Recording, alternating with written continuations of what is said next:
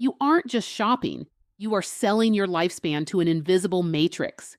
The cruel truth behind the checkout button will leave you haunted. Don't scroll away because the secret at the end of this video will save your life.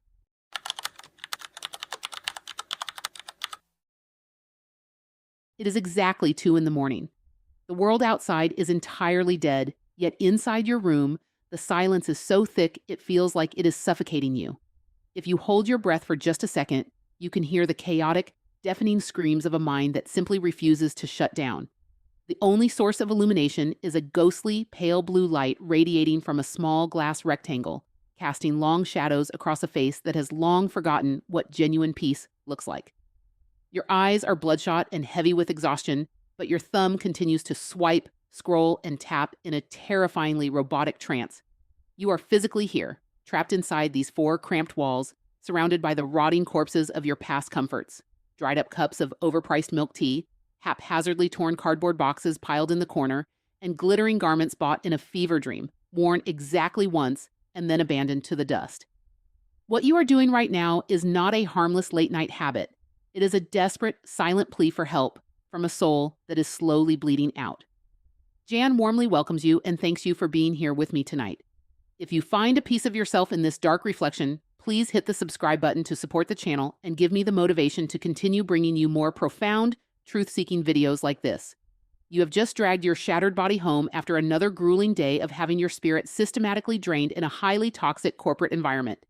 You absorbed the venomous critiques of your superiors. You forced out hollow laughs at the miserable jokes of your colleagues, and you carried an absurd, crushing workload on your fragile shoulders until you felt like your lungs were collapsing.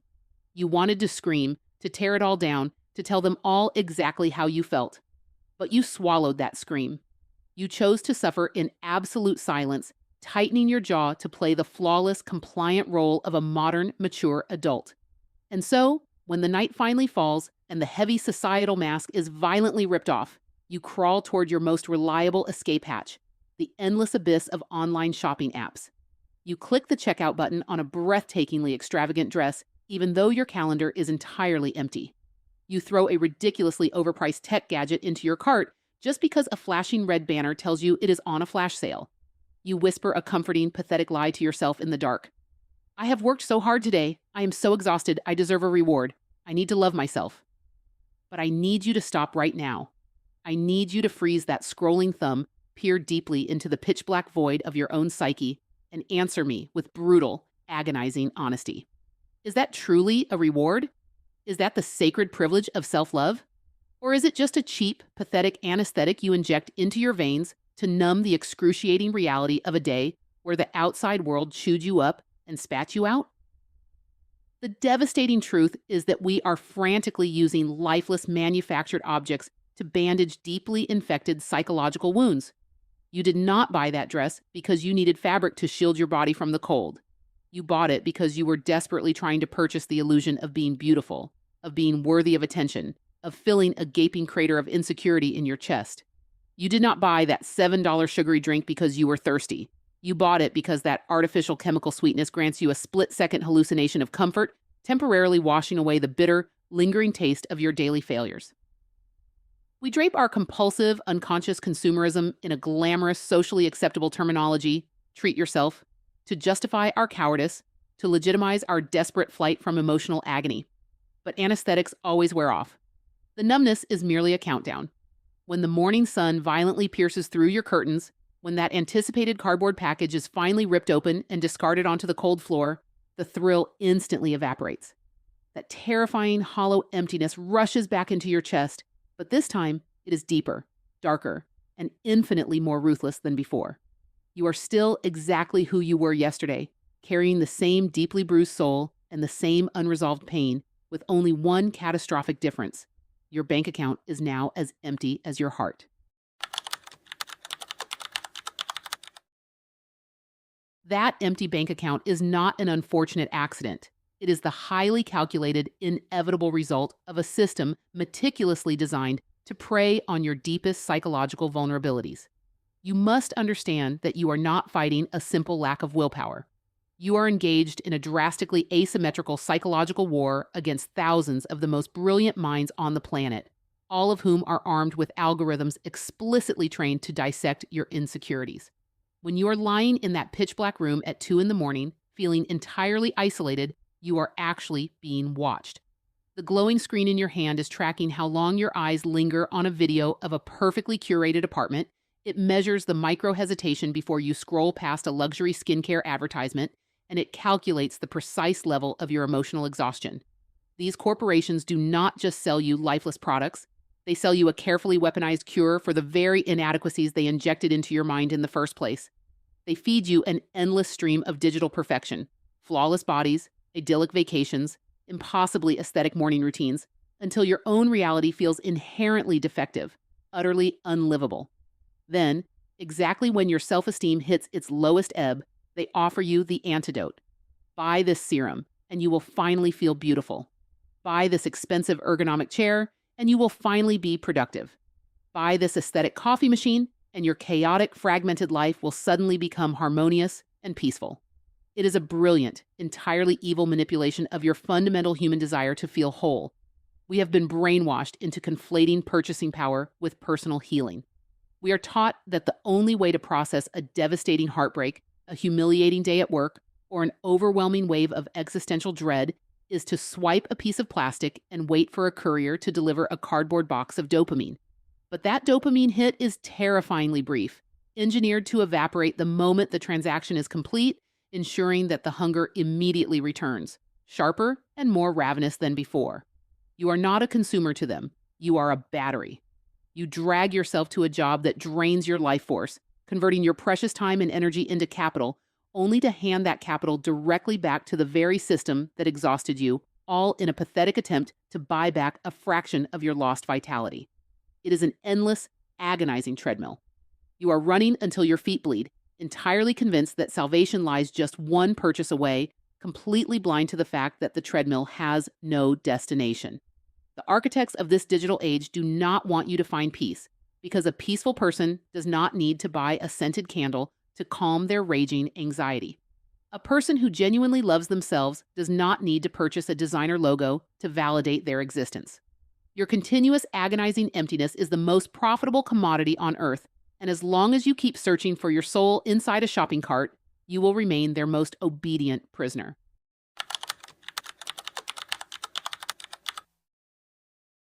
As you continue to feed this monstrous cycle, the psychological burden soon manifests into physical chains, transforming your sanctuary into a suffocating warehouse of discarded hopes and financial regrets. Look around your room right now. Look past the dim glow of your screen and truly observe the physical environment you have constructed. Your closet is practically bursting at the seams, its hinges groaning under the weight of garments with the price tag still rigidly attached, hanging there like silent, mocking ghosts of the person you delusionally thought you would become. There is the expensive athletic gear for the disciplined morning runner you never transformed into. There are the towering stacks of hardback books about philosophy and self-improvement, accumulating a thick layer of dust, purchased solely to soothe the guilt of your intellectual stagnation. Every single object in your room tells a tragic story of a momentary emotional crisis that you tried to resolve with a credit card.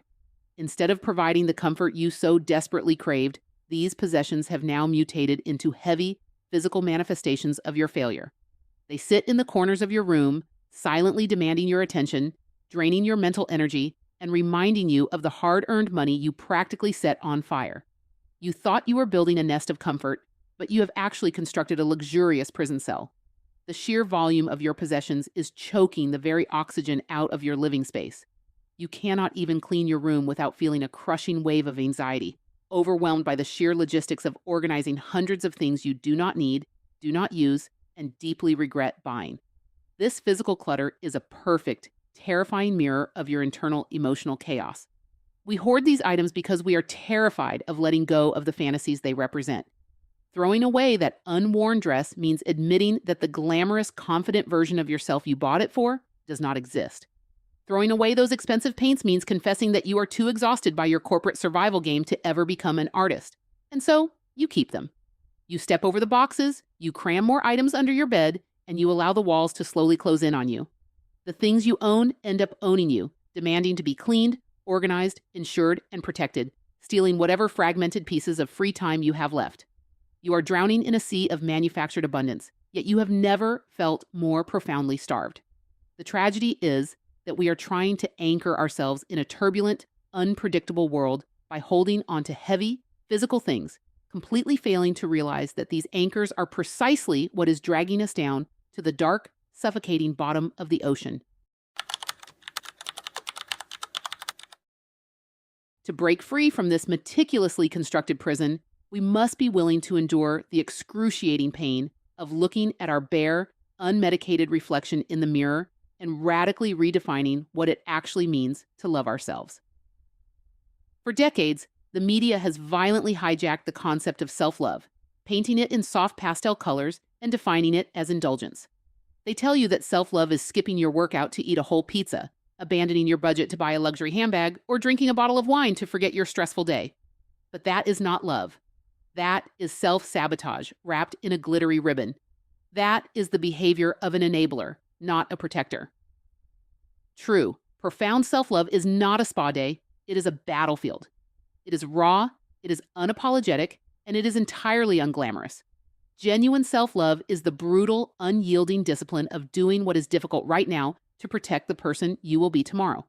It is having the terrifying courage to look at your bank account, confront the numerical reality of your impulsive behavior, and manually sever the digital chains linking your credit card to your favorite apps. True self-love is forcing yourself to go to sleep at 10 o'clock at night instead of scrolling through the digital void, acknowledging that your brain needs rest far more than it needs another 30 seconds of meaningless entertainment. It is waking up in the morning and drinking a simple, tasteless glass of water instead of a complex, artificially flavored syrup that spikes your blood sugar. It is having the audacity to look your toxic boss in the eye and set a rigid boundary, willing to risk their disapproval to protect your own mental sanctity, rather than swallowing the abuse and buying a new pair of shoes later to numb the humiliation. It is sitting completely still in an empty room, feeling the agonizing, crushing weight of your own sadness, your loneliness, your profound sense of failure, and refusing to look away, refusing to pick up your phone, refusing to buy a distraction. It is letting the pain wash over you, realizing that it will not kill you, and learning how to actually process your trauma instead of just repressing it under a mountain of newly shipped cardboard boxes. True self-love is incredibly boring. It is creating a spreadsheet. It is meal prepping. It is saying no to social events you do not want to attend. It is the agonizing process of reparenting yourself, of becoming the stern, loving guardian that your inner child desperately needs. You do not need another treat. You do not need another reward. What you need is an intervention. You need to stop abandoning yourself the moment life gets difficult. You need to realize that every time you use consumerism as an anesthetic, you are actively telling your subconscious that you are too weak to handle reality. But you are not weak. You possess a dormant, terrifying strength, a resilient core that is just waiting for you to stop numbing it, waiting for you to finally step into the fierce, uncomfortable arena of genuine self-respect.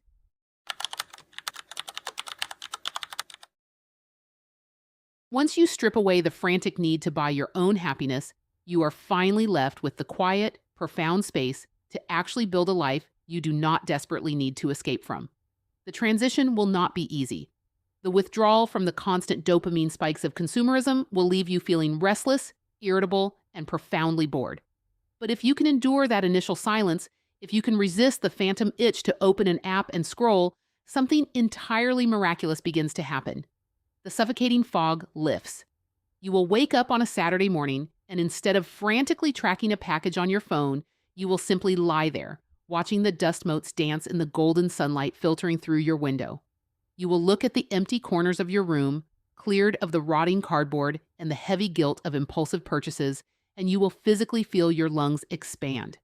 For the first time in years, you will experience the radical, intoxicating freedom of wanting absolutely nothing. You will step outside, walking down the street without headphones, without a destination, and you will notice the intricate, beautiful cracks in the pavement and the cold, crisp bite of the morning air. You will realize that joy is not a luxury item securely locked behind a paywall. It is the fundamental, default state of a human being who has ceased their frantic running. The money you once bled out into the pockets of billionaires will begin to pool in your accounts, slowly transforming from a source of crushing anxiety into a silent, unshakable fortress of personal freedom. That money is no longer a tool for temporary aesthetic upgrades. It is your ultimate exit strategy. It is the power to walk away from a job that destroys your soul. It is the time to sit for hours and simply read a book. It is the profound privilege of not being owned by anybody. You will begin to find your identity not in the logo stitched onto your chest, but in the books you read, the quiet kindness you show to strangers, and the deep, unshakable peace radiating from your own eyes in the mirror. You will transform from a mindless, voracious consumer into a deliberate, grounded creator of your own reality. In a society that actively profits from your self-doubt, your anxiety, and your endless hunger, choosing to believe that you are already enough is not just a personal healing journey. It is a massive, revolutionary act of defiance. It is the ultimate midnight wake-up call. So, turn off the screen. Breathe in the dark, heavy silence of your room. Forgive yourself for the money spent and the time lost. The phantom hunger will slowly die of starvation, and in its place, you will finally resurrect your own stolen soul. Ultimately, the agonizing cycle of modern consumerism is a perfectly engineered illusion designed to commodify our deepest insecurities and emotional voids. We have been systematically conditioned to believe that salvation, healing, and identity can be purchased, shipped, and unboxed. Yet, as our physical spaces overflow with the heavy, suffocating manifestations of our unfulfilled fantasies, our souls remain profoundly starved. The path to true liberation does not require a credit card. It requires the brutal, unglamorous discipline of genuine self-love. It demands that we stop abandoning ourselves in the face of discomfort and cease using material accumulation as an anesthetic for our existential dread. By confronting the raw, unmedicated reality of our lives, we sever the digital chains that bind us to an endless treadmill of manufactured desire. The ultimate rebellion in a society that relentlessly monetizes our inadequacy is to boldly declare that we are already enough. When we stop bleeding our life force into the pockets of billionaires for fleeting dopamine hits, we reclaim our capital as a fortress of absolute freedom, the power of choice, of time, and of peace. Escaping this palace of cardboard allows us to witness the simple, profound beauty of a life stripped of frantic wanting. We transform from exhausted batteries fueling a corporate machine into grounded creators of our own reality. The journey is undoubtedly uncomfortable, demanding a radical rewiring of our habits and a courageous confrontation with our own silence, but the ultimate reward is the resurrection of our stolen souls. True self-love is never found in luxurious indulgence or temporary escapes. It is the fierce, uncompromising discipline of doing what is difficult today to protect the person you will become tomorrow. Your continuous emptiness is the world's most profitable commodity.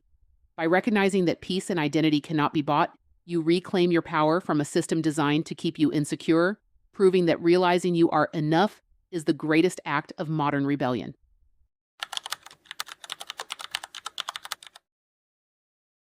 How to apply this to your life.